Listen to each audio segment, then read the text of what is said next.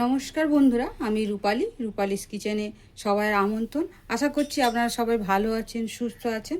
তো আজ আমাদের সঙ্গে একটি ভিডিও শেয়ার করে দেখাবো। যেহেতু আমাদের আজকে মঙ্গলবার, তো কিছু নিরামিষ খাবার আমাদের হয়।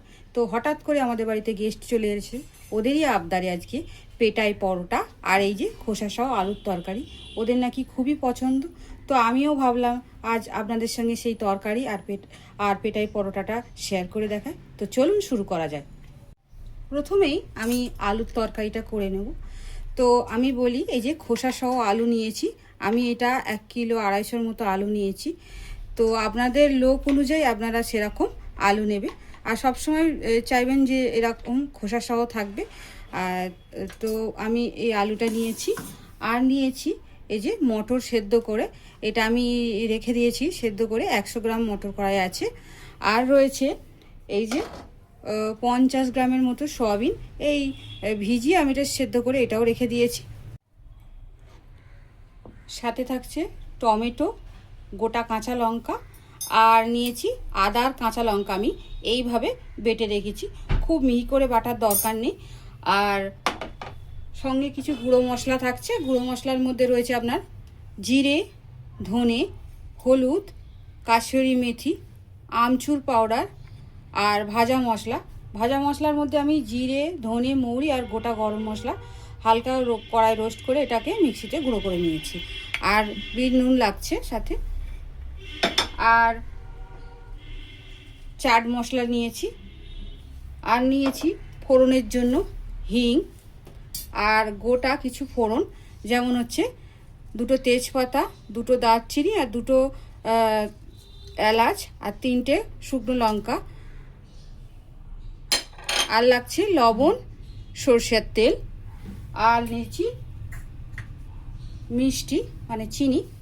আর উষ্ণ একটু গরম জল নিয়েছি। উষ্ণ গরম জল নিলে তরকারির টেস্টটা খুব খুলে যায়। তো আপনারাও চেষ্টা করবেন সবসময় একটু উষ্ণ গরম জল দেওয়ার। আমি ওভেনে কড়া বসে দিয়েছি আর সরষের তেল দিয়ে দেব।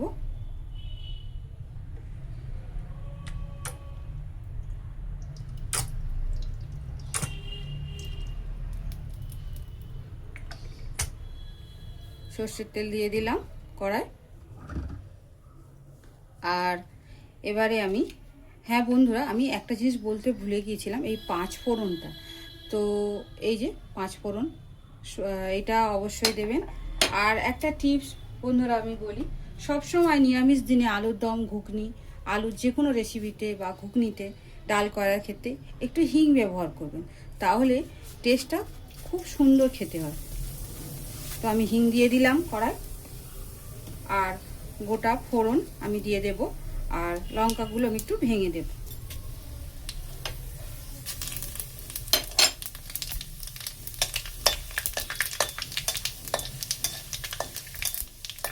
একটু ভালো করে নেড়ে নেব। এবারে আলুগুলো আমি এর মধ্যে দিয়ে দেব।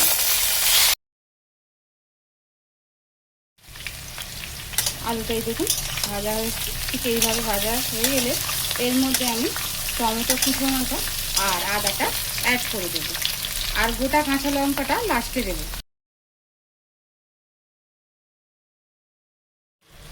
বন্ধুরা, এবার ঢাকনাটা খুলে আমি দেখব কেমন হয়েছে। এই যে এবার আমি শুকনো মশলাগুলো এর মধ্যে অ্যাড করে দেব। এই যে শুকনো মশলা দিয়ে দিলাম। আর ভাজা মশলাটা সব থেকে লাস্টে দেব। আর একটু চাট মশলাও দিয়ে দেব।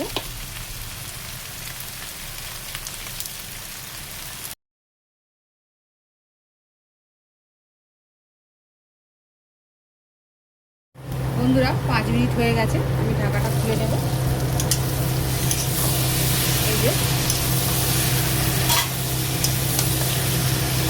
আমি এবার এর মধ্যে এই সেদ্ধ করা মটরটা অ্যাড করে দেব। আর সয়াটাও অ্যাড করে দেব। দিয়ে একটু ভালো করে নেড়ে নেব।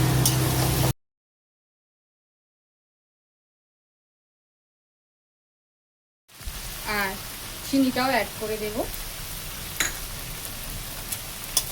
নুন মিষ্টিটা আপনাদের স্বাদ অনুযায়ী দেবেন, যে যেমন ঝাল মিষ্টি পছন্দ করেন সেই অনুপাতে দেবেন। এবারে আমি এর মধ্যে উষ্ণ গরম জলটা দিয়ে দেব।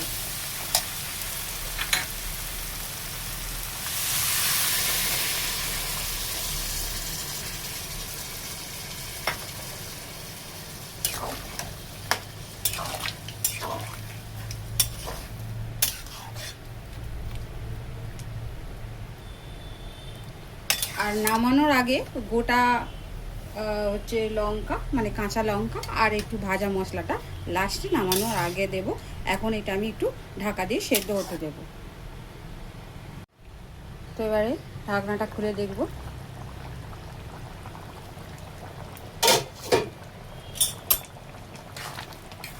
এই যে দেখুন, এর একটু অল্প একটু আলু ভেঙে দেবেন। এবারে এর মধ্যে আমি ভাজা মশলাটা অ্যাড করে দেব। এই যে ভাজা মশলা এর মধ্যে আমি অ্যাড করে দিলাম, আর গোটা কাঁচা লঙ্কাটা আমি অ্যাড করে দিলাম। এটা গন্ধ হবে, ঝাল হবে না। আর 5 মিনিটের জন্য আমি রাখবো, তারপরে নামিয়ে নেব। বন্ধুরা, এই যে তরকারিটা আমি নামিয়ে নিয়েছি। তো এটা আমার প্রায় 2টো পাত্র হয়েছে, কেন একটাতে ধরেনি, সেই জন্য আমি এইটাতে দেখাচ্ছি। যে এইভাবে করবেন তো খুবই ভালো লাগবে। এবার আমি পরোটাটা আপনাদের সঙ্গে শেয়ার করে দেখাচ্ছি। তো এবার আমরা পেটাই পরোটার ডোটা রেডি করে নিই। তো ময়দাটা মাখতে হবে, তো এখন 10 মিনিটের রেস্টেও রাখতে হবে, সেই জন্য আমি আগে মাখিয়ে রাখছি। তো আমি এটা 1 কিলো ময়দা নিয়েছি, সঙ্গে থাকছে রিফাইন্ড অয়েল, এটা ভাজার জন্যও লাগবে আর ময়ান দিতেও লাগবে। আর নিয়েছি লবণ, চিনি, উষ্ণ গরম জল, আর নিয়েছি ডালদা। এবারে বলবেন যে ডালদা কেন নিয়েছেন? তো ডালদা না হলে ওই স্বাদটা আসে না। আপনারা চাইলে রিফাইন্ড অয়েল ইউজ করতে পারেন। তো এই ময়দার মধ্যে আমি কিছুটা, মানে ধরুন এই 2 চামচ, এই যে থেকে 2 চামচ আমি ময়দা এই ডালদার সঙ্গে একটু এটা এইভাবে মাখিয়ে নেব।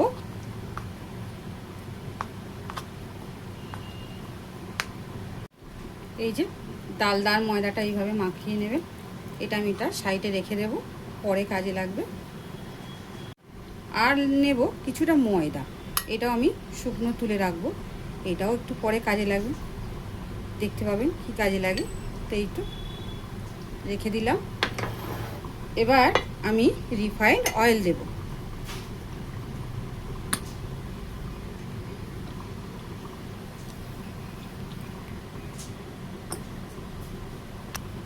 এইভাবে আমি একটু মাখিয়ে নেব। বন্ধুরা, আমি এতে লবণ আর চিনি দিয়েছি, কোনো কারণে আমার ক্যামেরায় ক্যাপচার হয়নি। আর এইভাবে আমি মাখিয়ে নিয়েছি। এবার আমি অল্প অল্প করে গরম জল দিয়ে দেব।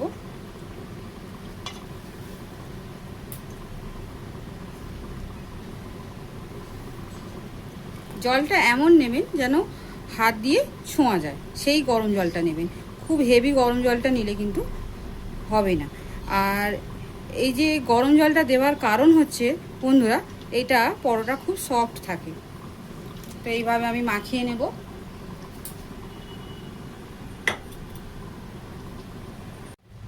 এই যে ময়দাটা আবার এইভাবে মাখানো হয়ে গেছে। এবার আমি এতে একটু রিফাইন্ড অয়েল দিয়ে 10 মিনিটের জন্য ঢেকে রাখবো। এটাকে তেলটাকে আমি এরকমভাবে একটু মাখিয়ে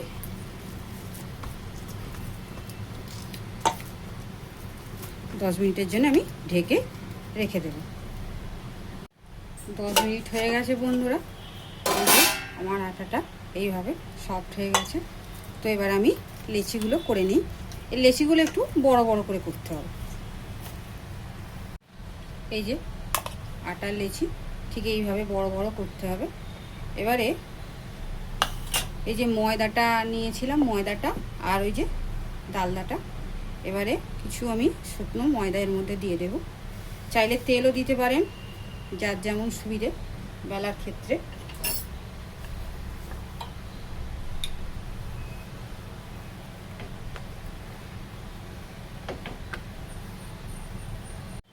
এই যে এইভাবে আমি বেলে নিয়েছি। এবার এর মধ্যে এই যে এই ময়দা দিয়ে আর ওই যে ডালনাটা মাখিয়েছিলাম এবার এর মধ্যে আমি অ্যাড করে দেব। দিয়ে এই যে এইভাবে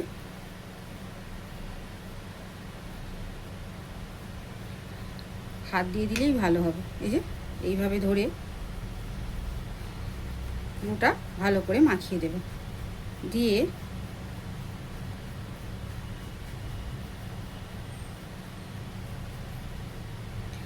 এর মধ্যে কিছুটা ময়দা আমি এইভাবে ছড়িয়ে দিলাম। এই যে দিয়ে একটা ছুরি দিয়ে এইভাবে কাট করবেন। দিয়ে এদিক দিয়ে ঘুরিয়ে এইভাবে ঘোরাবেন। ঘুরিয়ে এই যে এইভাবে ঘুরিয়ে আর এইটা এর মধ্যে দিয়ে দেবেন। দিয়ে এইগুলো সব এর মধ্যে দিয়ে এই যে এটা খামের মতো হয়ে গেল। দিয়ে এটাকে এইভাবে স্পেস করে দেবেন। এই যে দেখুন, আর একটা আপনাদেরকে দেখিয়ে দিচ্ছি। আমি একটা রুটি বেলেও রেখেছি। এই যে আর একটু ডাল ময়দার মধ্যে যেটা মাখানো ওটা দিয়ে দিলাম। এইভাবে ভালো করে এটাকে মাখাতে হবে।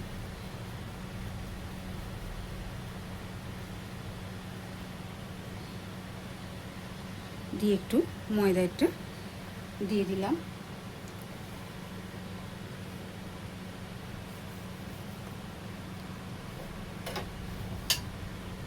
এই যে ঠিক এইভাবে ঘোরাবেন।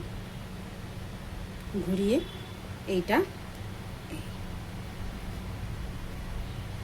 এইভাবে করবেন। এইভাবে করে আমি সবকটা করে নিই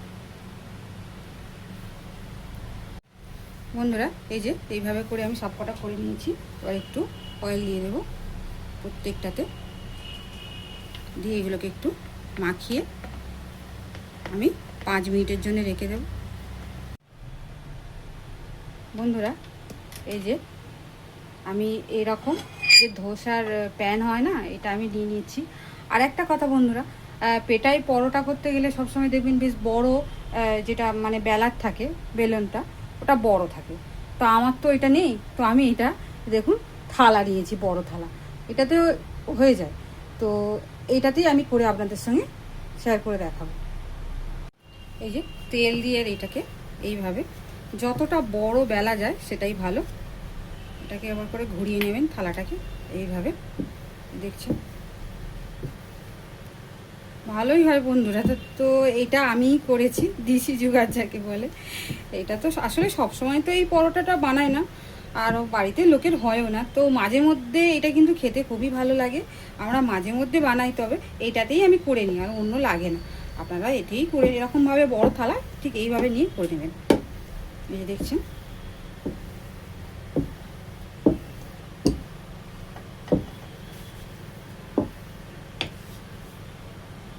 এবারে চাটুটা গরম হয়ে গেছে। এবার আমি পরোটাটা এর মধ্যে দিয়ে দেব।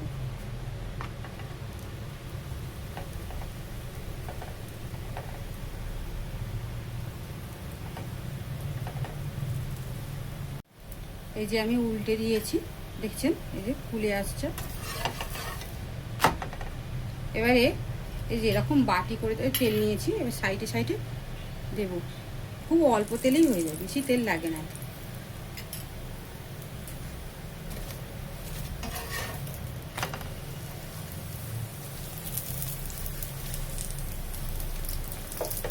এটা এত ভালো খেতে হয় বন্ধুরা। আপনারা লুচি পরোটা যে অনুপাতে আপনারা ময়দা মাখান একটু বেশি করে নেবেন, কেন ওই দিন বেশিই লাগবে।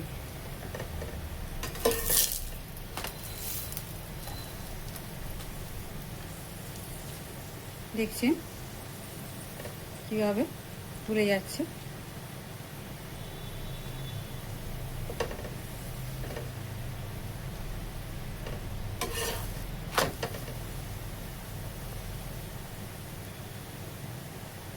বন্ধুরা এই যে পরোটাটা হয়ে গেছে, এবার আমি এটা এর মধ্যে এবারে নামিয়ে নেব। দিয়ে এটা একটা কাজ আছে কি,